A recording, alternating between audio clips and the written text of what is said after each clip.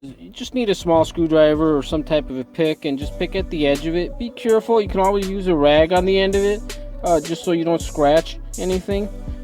You want to just kind of pry it out all the way. Once you kind of have it slid out a little bit, you can see some slots right on the edge of it. You can see the release there.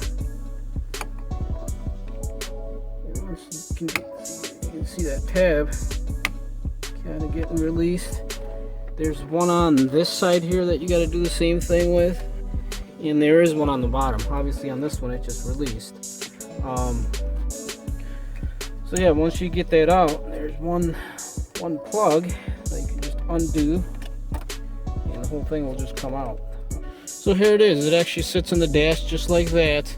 So when pulling it out, remember there's nothing on top.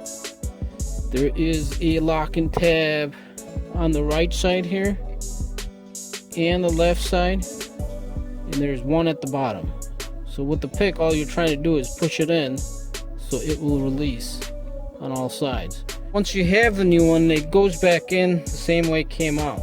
So basically you're gonna plug it in, make sure that it's locked, put it in the slot here, and just push it in. You can kind of hear it locking in, and that's it.